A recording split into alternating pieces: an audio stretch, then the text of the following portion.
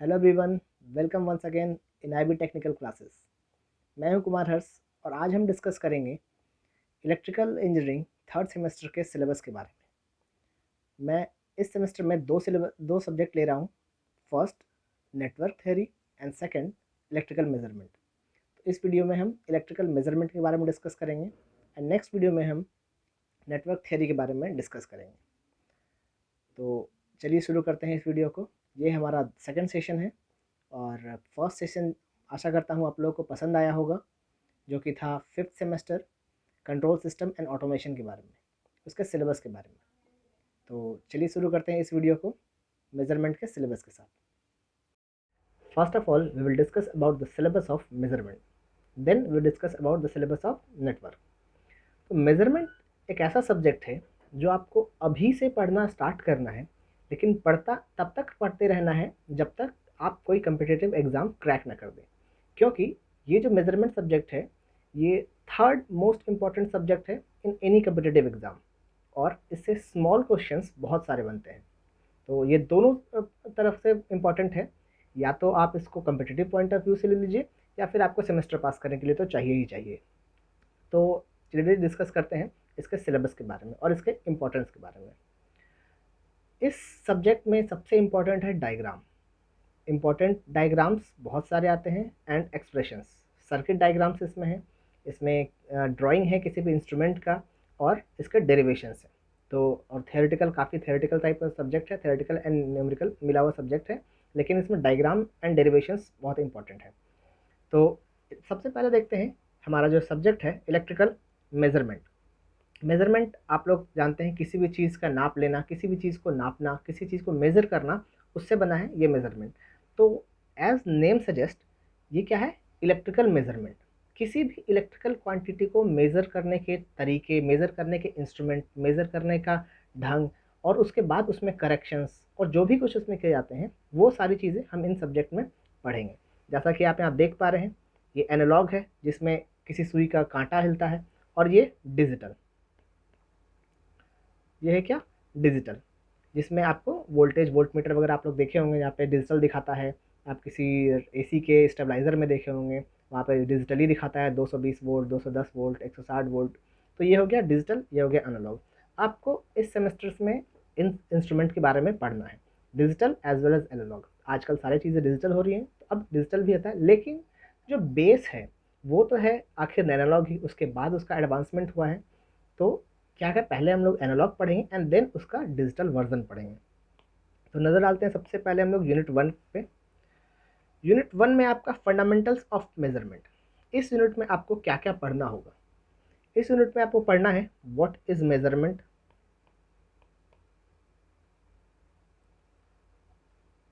What is measurement आपको पढ़ना है। Then which type of instrument is use to measure for different quantities, for different items like voltage, current, ये सारी चीज़ों को मेजर करने के लिए इंस्ट्रूमेंट लेते हैं। अब इंस्ट्रूमेंट से हम लोग मेज़र कर रहे हैं, तो हो सकता है उसमें कुछ एरर्स आएंगे। तो आपको इस सिलेबस में, इस चैप्टर में क्या पढ़ना होगा? पहले तो इंस्ट्रूमेंट, देन कुछ मेज़र करना है, और अगर किसी चीज़ को हम नाप लिए तो क्या आएगा वहाँ पे? एरर। इसमें टाइप्स ऑफ एरर्स भी पढ़ने हैं। अब आप ही देखिए, जैसे किसी का लंबाई नापे, तो हो सकता है आप 1 इंच कम नाप दिए या 1 इंच ज़्यादा नाप दिए, या तो आपको देखने में दिक्कत हुआ, या आपका स्केल आगे से टूटा रहा, या कुछ भी कारण हो सकते हैं। तो सेम चीज़ है, इसमें डिफरेंट टाइप ऑफ एरर आता है। आपका ह्यूमन एरर आता है, इंस्ट्रूमेंट एरर आता है। तो किसी भी टाइप का आपको एरर आ सकता है इसमें। तो हम लोग एरर के बारे में पढ़ेंगे। सिर्फ किसी चीज़ों को नाप लेना इंपॉर्टेंट नहीं है, सही तरीके से नापना ये इंपॉर्टेंट है। फिर अब जब नापेंगे, एरर आएगा, और हम किसी, अब क्या पढ़ेंगे, किसी भी इंस्ट्रूमेंट के बारे में पढ़ रहे होंगे, तो उस इंस्ट्रूमेंट का कुछ एनहांसमेंट पढ़ेंगे। जैसे मान लीजिए एक यहाँ पे हमारे पास वोल्ट मीटर है, वो 0 टू 10 वोल्ट नाप सकता है, लेकिन अब हमको क्या चाहिए कि हमको 0 टू 50 वोल्ट नापना है। हमारे पास है लेकिन 10 वोल्ट का है इंस्ट्रूमेंट, तो इस 10 वोल्ट को हम 50 वोल्ट में किस तरीके से लेके जाएंगे और किस तरीके से मेज़र करेंगे using the instrument which can measure only 10 volt, ये सारी चीज़ें इसमें पढ़नी है। फिर किसी इंस्ट्रूमेंट का रेंज, अब रेंज पढ़ना है। जैसे 10 0 से 10 वोल्ट है, किसी का 0 से 100 वोल्ट, 110 वोल्ट है। तो ये क्या हो गए, डिफरेंट डिफरेंट रेंजेस हो गए, और ये रेंज कैसे कैलकुलेट करते हैं, कैसे बढ़ाते हैं, ये सारी चीज़ें पढ़नी है। और क्या पढ़ना है, इंस्ट्रूमेंट के फीचर्स के बारे में, ये सारी उसके फीचर्स हो गई। और क्या हो सकता है इंस्ट्रूमेंट का फीचर, एक्यूरेसी। मान लीजिए आप मेज़र तो कर रहे हैं लेकिन एक्यूरेट नहीं मेज़र कर रहे हैं। दूसरा प्रिसीजन, आप सही तो नाप रहे हैं लेकिन काफ़ी करीब जाके थोड़ा सा दूर हो जा रहे हैं। मीन्स एक इंसान है जो 1 मीटर के लंबाई को 1.2 मीटर नाप रहा है और दूसरा उसी को 1.5 मीटर नाप रहा है।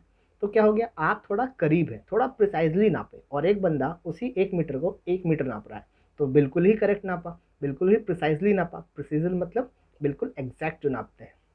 ये एक्यूरेसी क्या है, कितना सही नापते हैं, क्या कर सकते हैं, उसका रेंजेस कितना है। तो ये सारी चीज़ें डिसाइड करेंगी और हम लोग पढ़ेंगे इस यूनिट 1 में, जिसका नाम है फंडामेंटल ऑफ मेजरमेंट्स। अब आते हैं यूनिट 2 पे। हमारे यूनिट 2 पे क्या है, आपका यूनिट 2 में है measurement of current end voltage. अब यहाँ पे आप देख पाएंगे कि सिंपल सिंपल यूनिट में सिर्फ दो ही चीज़ों के बारे में पढ़ना है, करंट एंड वोल्टेज। इन दोनों को यूज़ करने के लिए क्या क्या इंस्ट्रूमेंट लगते हैं, इन दोनों को यूज़ करने के लिए जो इंस्ट्रूमेंट लगते हैं उसकी क्या क्या एडवांटेजेस है, उसका डिसएडवांटेजेस क्या क्या है, उसके रेंज कैसे बढ़ा सकते हैं। अब यूनिट 1 में क्या पढ़े थे कि हम लोग रेंज कैसे बढ़ाएंगे। अब रेंज बढ़ाना है तो सीख गए, लेकिन किसका रेंज बढ़ाएंगे वो इस यूनिट में पढ़ेंगे। यूनिट 2 में हम लोग वोल्ट मीटर का रेंज बढ़ाएंगे, हम लोग एमीटर का रेंज बढ़ाएंगे।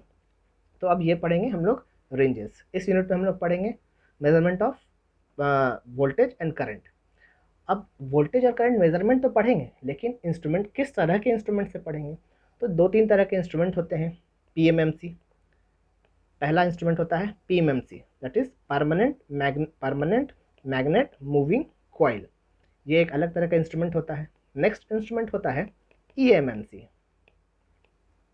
इसका है इलेक्ट्रोमैग्नेट मूविंग कॉइल। तो अलग अलग तरह के इंस्ट्रूमेंट होते हैं, उनके बारे में हमें पढ़ना है। तो पहला ये पढ़ना है, उनके क्वालिटी के बारे में पढ़ना है, उनके इन्हांसमेंट के बारे में पढ़ना है, उनके डिसएडवांटेज के बारे में पढ़ना है। जैसे हम लोग पढ़ते थे पहले, क्या पहले ये एक आया था, जैसे पहले बोर ने इलेक्ट्रॉन थ्योरी दिया, फिर उसके बाद उसने कुछ एडवांसमेंट किया, फिर दूसरे ने कुछ और एडवांसमेंट किया। सेम तरीके का इंस्ट्रूमेंट भी चलता है। पहले पीएमएमसी आया, देखा इसमें कुछ ड्रॉबैक्स है, इसमें कुछ कमियां हैं, तो उसके लिए फिर हम ईएमएम से बढ़ा, देखा इसमें भी कुछ कमियां हैं, फिर हम लोग डिजिटल पे गए। तो वैसे ही इन सब चीज़ों का मेजरमेंट पढ़ते हैं।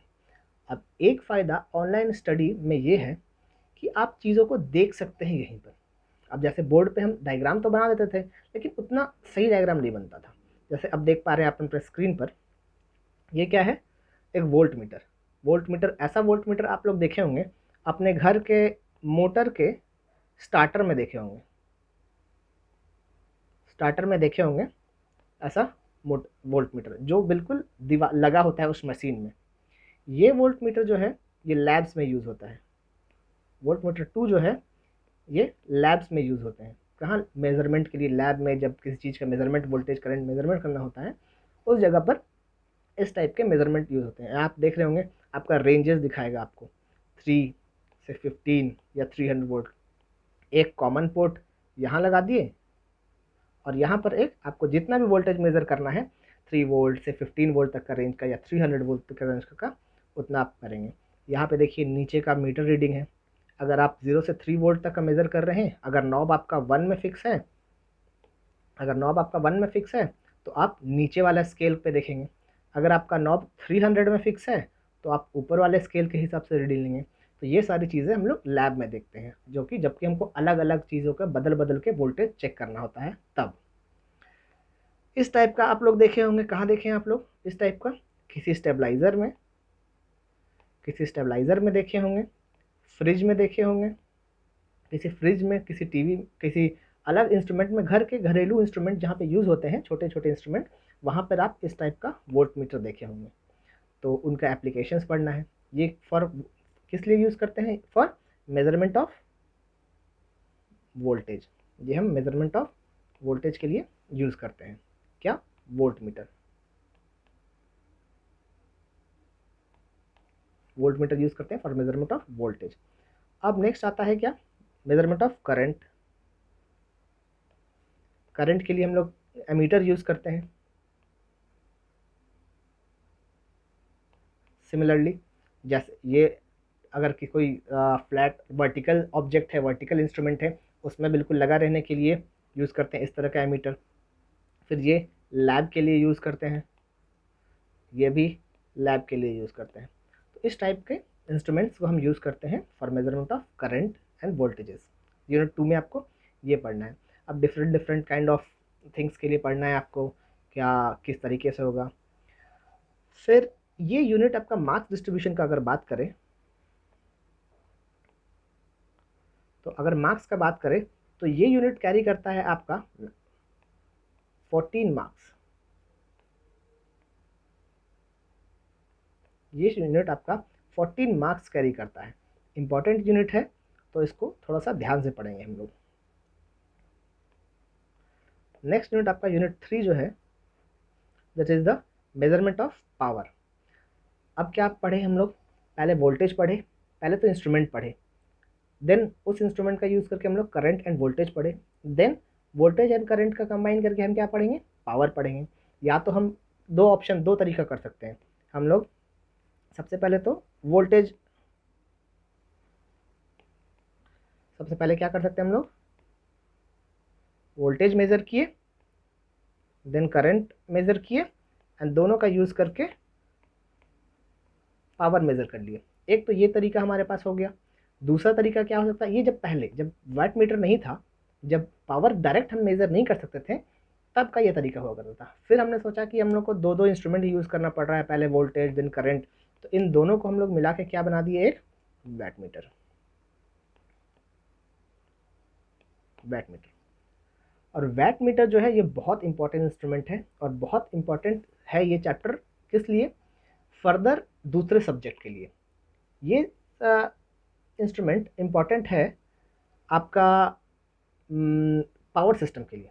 जब आप पावर सिस्टम पढ़ेंगे तो आपको उसमें पढ़ना होगा कि वाट मीटर का यूज़ करके कैसे हम थ्री फेज, कैसे हम सिंगल फेज पावर मेज़र करते हैं। क्योंकि आप लोगों को पता है कि पावर सिस्टम में पावर ही मोस्ट इंपॉर्टेंट चीज़ है, सब्जेक्ट ही है। उसमें आप लोग कैसे सिंगल फेज या थ्री फेज को मेज़र करते हैं using 1 VAT metre, using 2 VAT metre, ये सारी चीज़ें हम लोग को उसमें पढ़नी है। तो ये सब चैप्टर इंपॉर्टेंट है पावर सिस्टम सब्जेक्ट के लिए, पावर सिस्टम सब्जेक्ट के लिए। अब वैट मीटर देख लीजिए कैसा होता है। वैट मीटर थोड़ा सा अलग होता है बाकी इंस्ट्रूमेंट के मुकाबले। बाकी इंस्ट्रूमेंट में देखिए एक नॉब रहता है कॉमन, दूसरे में एक रेंज वोल्टेज, ये कॉमन है, और तीसरे में या फिर कोई दूसरा रेंज का वोल्टेज। लेकिन इसमें अलग होता है, इसमें यहाँ पे भी आप लोग ढेर सारा नॉब्स देख रहे होंगे। तो ये अलग अलग सेटिंग्स के लिए अलग अलग तरीके का पावर मेज़र करने के लिए, active power, reactive power, power में कितने पावर फैक्टर है, ये सारी चीज़ें मेज़र करने के लिए ये वैट मीटर इस्तेमाल होता है। ये जो वैट मीटर है ये लैब में यूज़ होता है, कुछ इस तरीके का दिखता है। ये भी वैट मीटर लैब में यूज़ होता है, थोड़ा सा एडवांस वैट मीटर है। तो ये हो गया हमारा यूनिट 3। यूनिट 3 आपको मार्क्स कैरी करता है, यूनिट 3 भी आपको 14 मार्क्स कैरी करता है, 14 मार्क्स कैरी करता है। और ये इंपॉर्टेंट है क्योंकि हमको नेक्स्ट सेमेस्टर में भी जब पावर सिस्टम पढ़ेंगे तो आपको हमको याद करना पड़ेगा कि ये किस तरीके से हम यूज़ करते थे इसको मेजरमेंट के लिए, पावर के लिए, सिंगल फेज के लिए, थ्री फेज के लिए। तो इस कंटेंट में ये इंपॉर्टेंट है। सेकेंड आता है इसमें यूनिट 4 में आपको है मेजरमेंट ऑफ इलेक्ट्रिकल एनर्जी। अब हम लोग क्या पढ़े, करंट, वोल्टेज, पावर, अब उसके बाद क्या आएगा, एनर्जी। अब इलेक्ट्रिकल एनर्जी क्या है, ये कोई ताकत नहीं। क्या है इलेक्ट्रिकल एनर्जी, जो चीज़, जो पावर हमारे घर पे आता है, जो हम मीटर बोलते हैं, जो घर में मीटर लगा होता है, उस मीटर को हम लोग बोलते हैं एनर्जी मीटर। तो पहले तो कैसा आता था एनर्जी मीटर, एनालॉग, एनालॉग आता था। एक मोटा सा काला सा मीटर देखते थे हम लोग जो गर गर करके घूमता रहता था। दूसरा क्या है, अब जो आता है, अब जो हर जगह लगा हुआ है, वो डिजिटल। तो डिजिटल और एनालॉग, जो पहले डिजिटल था, एनालॉग था, उसमें क्या होता था, बिजली की चोरी हो जाती थी, थोड़ा उसको कोई बंद कर देता था। अब डिजिटल वाले में ये सारी चीज़ें नहीं हैं। तो देख लेते हैं, ये आपका जो दिखता था ये था क्या, एनालॉग, एनालॉग एनर्जी मीटर। ये आपका एनालॉग एनर्जी मीटर था। जैसा आप लोग को याद होगा घर पे कि ऐसा क्या था, इसमें रेड कलर का एक बार रहता था, ये इधर से उधर घूमते रहता था। तो आप लोग उस समय देखते होंगे कि ये आवाज़ करता था घर घर, और यहाँ पे मीटर में रीडिंग नोट होते जाता था। बिजली बिल देने वाला आता था, मीटर का रीडिंग चेक करता था और उससे मल्टीप्लाई करके आपको बिजली का बिल देता था। तो ये तो हो गया मीटर। अब ये देखिए डिजिटल स्टडी का या ऑनलाइन स्टडी का फ़ायदा क्या है, आपको इसमें डायग्राम बिल्कुल सही और करेक्ट पता है। ये इसके अंदर का डायग्राम है, हम लोग इसके बारे में पढ़ेंगे फर्दर कि ये जो डिस्क अभी जो मैंने दिखा रहा था, ये जो डिस्क यहाँ पे आप लोग को याद होगा कि ये घूमता होगा अंदर में आवाज़ करके, ये यही डिस्क है जो घूमते रहता है। ये जो डिस्क आप यहाँ पर देख पा रहे हैं, ये डिस्क बिल्कुल यहाँ पे एक रेड कलर की पट्टी रहती थी और ये डिस्क गोल गोल गोल गोल घूमते रहता था, कर कर कर कर करके कनेक्शन यहाँ पर एक फेस और एक न्यूट्रल से दिया जाता था। ये तो हो गया एनालॉग मीटर। अब उसका एडवांस, थोड़ा सा एडवांस आया क्या, थोड़ा सा डिजिटल बना। मतलब इसमें रीडिंग के लिए डिस्क नहीं घूमता था, लेकिन नंबर जो नोट होता था वो एक मैनुअल चीज़ से होता था, एक एनालॉग चीज़ में होता था, वो घूमने वाला ही, रोटेशन वाला ही एक सिस्टम लगा हुआ था। ये थोड़ा सा कम एनालॉग होता था। इसमें देखिए, इसमें कोई डिस्क नज़र नहीं आ रहा है, इसमें डिस्क है वो इसमें डिस्क नज़र नहीं आ रहा है। और उसके बाद सबसे एडवांस आया क्या, डिजिटल, जो अभी हर जगह लगा हुआ है डिजिटल। इससे और थोड़ा एडवांस आ गया है क्या, अब जो हर जगह लगने वाला है, स्मार्ट मीटर। वो हो जाएगा मोबाइल के रिचार्ज की तरह, आपने पैसा भराया है तो आपकी बिजली चलेगी, पैसा ख़त्म बिजली कट। तो कुछ इस तरीके का स्मार्ट मीटर अब मार्केट में आने वाला है।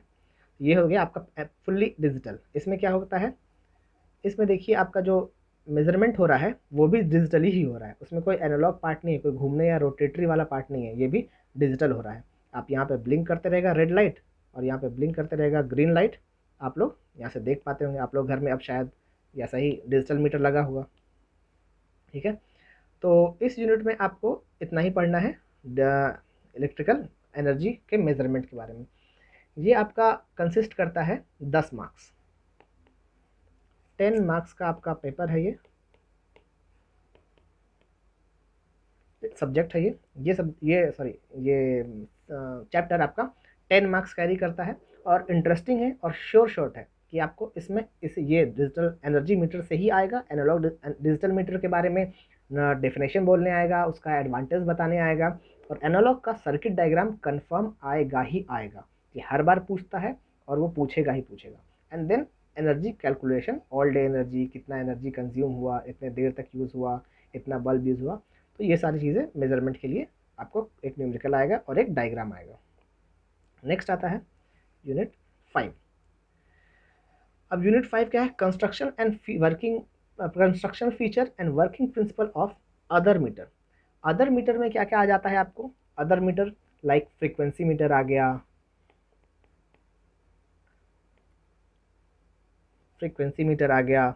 क्वालिटी फैक्टर मीटर आ गया, इसको क्यू मीटर बोलते हैं, क्यू मीटर आ गया। इसमें आपको पावर फैक्टर मीटर आ गया, पावर फैक्टर का आप लोग नाम पढ़े होंगे, ये पावर फैक्टर मीटर आ गया। तो ये सारा मीटर्स आप लोगों को, अदर मीटर्स जो भी है आपका, इसमें प्रिंसिपल है एंड इसका वर्किंग है इस यूनिट में। तो देखिए जैसे ये हो गया, और एक इम्पॉर्टेंट टॉपिक इसमें आता है सिंक्रोस्कोप। ये सिंक्रोस्कोप मोस्ट इम्पॉर्टेंट टॉपिक में आता है, इससे क्वेश्चन आएगा ही आएगा सिंक्रोस्कोप, और ये भी रिलेटेड है आपका पावर सिस्टम से, क्योंकि ये भी यूज़ होता है। जैसे आप अगले सेमेस्टर में जब पावर सिस्टम पढ़ेंगे या मशीन पढ़ेंगे, इस सेमेस्टर में एसी मशीन्स पढ़ेंगे, तो जब दो एसी मशीन को, मान लीजिए किसी सिटी में लोड है 5 मेगावाट का और उसका लोड बढ़ गया, घरें बन गई, डिमांड बढ़ गया, तो उसमें आप लोग को इंक्लूड करने आएगा कि सर लोड बढ़ा के 10 मेगावाट कर दीजिए। तो अब 5 मेगावाट का एक और जनरेटर लगाना पड़ेगा, एक और उसमें एनर्जी कंबाइन करनी पड़ेगी। उस टाइम में कैसे हम इसको कंबाइन करेंगे, तो वो पावर सिस्टम में जो दो जनरेटर को कंबाइन करने के लिए यूज़ में आता है ये सिंक्रोस्कोप। तो वो आपको उस टाइम में रिलेट कर पाइएगा आप इस सब्जेक्ट को। ये आपका फ्रीक्वेंसी मीटर,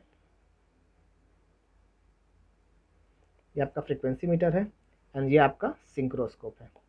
जैसे जनरेटर का स्पीड देखिए, जनरेटर स्पीड है, जब जनरेटर स्लो होगा तो दिखाएगा कि जनरेटर आपका स्लो हो रहा है, जनरेटर फास्ट होगा तो आपको लाइट्स इधर जलेंगे, जनरेटर फास्ट हो रहा है।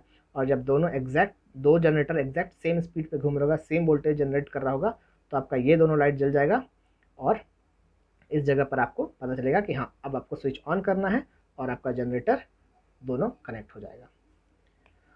और अब आता है, चलते हैं यूनिट 5 का मार्क्स के बारे में अगर बात कर ले तो यूनिट 5 का मार्क्स है 10 मार्क्स। यूनिट 5 10 मार्क्स कैरी करता है, सिलेबस आप लोगों के पास है, सिलेबस में देख लीजिएगा। इस यूनिट का 10 मार्क्स कैरी करता है। सिंक्रोस्कोप इंपॉर्टेंट क्वेश्चन है, वो आएगा और वो बहुत ध्यान से पढ़िएगा। सेकेंड आपका लास्ट यूनिट है मेजरमेंट ऑफ सर्किट पैरामीटर। अब सर्किट पैरामीटर कहते किसको है? अब हम लोग सीधा वोल्टेज मेज़र कर दिए, करंट मेज़र कर लिए, पावर मेज़र कर लिए। अब हो सकता है कहीं कहीं पर चीज़ें कुछ रेजिस्टेंस ज़्यादा होगा, इंडक्टेंस ज़्यादा होगा, तो सर्किट पैरामीटर कहने का मतलब है रेजिस्टेंस, इंडक्टेंस एंड कैपेसिटेंस। आप लोग के लिए ये सारे टर्म नए होंगे कि इंडक्टेंस किसको कहते हैं, रेजिस्टेंस किसको कहते हैं। ये सारा चीज़ हम डिस्कस करेंगे नेटवर्क के सिलेबस में। नेटवर्क को, जैसा कि हम जानते हैं, नेटवर्क को पूरे इलेक्ट्रिकल इंजीनियर का बैकबोन कहा जाता है। अगर आपका नेटवर्क थ्योरी सही नहीं है, आपका कोई सब्जेक्ट सही नहीं हो सकता है, क्योंकि नेटवर्क बेसिक है और बैकबोन ऑफ इलेक्ट्रिकल इंजीनियरिंग है, वो आपको सही रखना ही पड़ेगा। तो उसमें रेजिस्टेंस आप लोग नाम सुने होंगे, रेजिस्टेंस, इंडक्टेंस, जैसे रेजिस्टेंस का आप लोग सिम्बॉल देखे होंगे ऐसा, इंडक्टेंस का आप लोग देखे होंगे कुछ इस तरीके से, एंड कैपेसिटेंस ऐसा। ये सारी चीज़ें मेज़र करना है। कुछ बच्चे जो 12th करके आए होंगे उनको ध्यान में होगा इस तरीके का ये ब्रिज आप लोग देख के कुछ बता सकते हैं।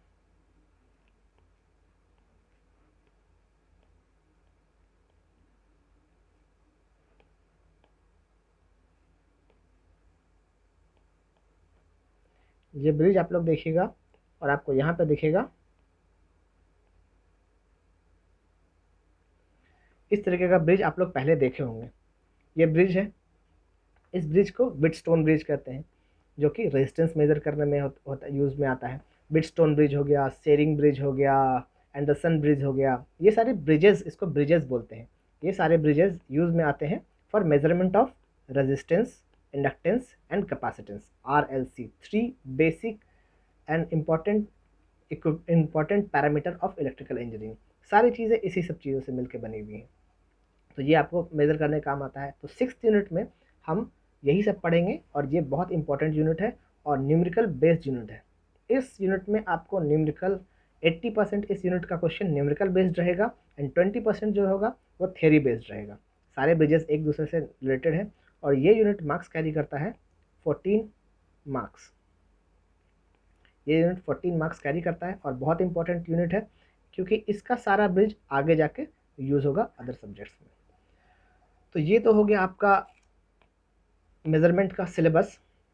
आप लोग इसको ध्यान से यूनिट पढ़िएगा और हम लोग पढ़ेंगे। अब रिक्वेस्ट करते हैं, आप लोग हमारा पिछला वीडियो देखे होंगे, उम्मीद है कि आप लोग को पसंद आया होगा। तो इस वीडियो को देखिए, इसका सिलेबस को देखिए एंड देन हम लोग डिस्कस करेंगे नेक्स्ट वीडियो में, लेक्चर में हम लोग डिस्कस करेंगे नेटवर्क के सिलेबस के बारे में। और कोशिश करिए एडमिशन लेने का जल्दी से जल्दी, और एडवांटेज उठाइए डिजिटल या फिर जो हम कह रहे हैं ऑनलाइन स्टडी का। आप लोग बोलते हैं दिक्कत होता है ऑनलाइन में लाइव क्लासेस वगैरह, तो रिकॉर्डेड वीडियो देखिए। लाइव क्लासेस का प्रॉब्लम आप लोग देखिए, कुछ है प्रॉब्लम लाइव क्लासेस में, सारे लोग एक साथ कनेक्ट नहीं हो पाएंगे। इसमें जो भी प्रॉब्लम होगा आप एक काम कीजिए, इसी में कुछ डाउट है तो आप इसी में कमेंट सेक्शन में आप लोग डाउट पूछिए और हम लोग इसका नेक्स्ट वीडियो में उसका आप लोग को सवालों का जवाब देंगे। तो एक दिन रुक के नेक्स्ट डे आप लोग को जब आपको आपके सवालों का जवाब मिल जाएगा और एडमिशन लेने की कोशिश कीजिए। हम लोग ऐप भी 2-3 दिन में आ जाएंगे, ऐप का डिस्प्ले आप लोग को 2 से 3 दिन में मिल जाएगा। और जैसे जैसे एडमिशन होंगे एंड देन उसके बाद यूनिट स्टार्ट करेंगे तो हम लोग ऐप पे स्टार्ट करेंगे यूनिट। तो चलिए इस वीडियो को यहीं पे समाप्त करते हैं। नेक्स्ट वीडियो में हम आपसे डिस्कस करेंगे नेटवर्क के सिलेबस को, और जो कि हम लोग नेटवर्क को बैकबोन ऑफ इलेक्ट्रिकल इंजीनियरिंग कहा जाता है और वो बहुत इंपॉर्टेंट सब्जेक्ट है, उसमें बिल्कुल बेस है। वो अगर स्ट्रॉन्ग रहा तो आपके किसी भी कंपटीशन एग्ज़ाम निकालने का प्रोबेबिलिटी 50% बढ़ जाएगा, क्योंकि सारे क्वेश्चन चाहे वो मशीन हो गया या पावर सिस्टम हो गया, वो नेटवर्क से ही रिलेटेड है। मशीन का सर्किट है, उसमें आपको रेजिस्टेंस, इंडक्टेंस, करंट, वोल्टेज निकालने आएगा। तो वो आपको नेटवर्क जब तक नहीं आएगा, मेजरमेंट जब तक नहीं आएगा, तब तक आप वो नहीं निकाल सकते हैं। आप दूसरे सब्जेक्ट का फिफ्थ सेमेस्टर का इंट्रोडक्शन वीडियो देखिए, उसमें मशीन्स हैं, उसमें पावर सिस्टम है, तो उसमें इलेक्ट्रॉनिक्स है। आपके सब्जेक्ट में, आपके इस सेमेस्टर में ही जो बेसिक इलेक्ट्रॉनिक्स है, उसमें भी आपको, जब तक आपका नेटवर्क स्ट्रांग नहीं रहेगा, तब तक आप दूसरे किसी सब्जेक्ट को हैंडल ढंग से नहीं कर पाइएगा। तो चलिए इस लेक्चर को यहीं पर समाप्त करते हैं। नेक्स्ट सेशन में मिलते हैं आप लोगों से नेटवर्क के सिलेबस के साथ। Thank you.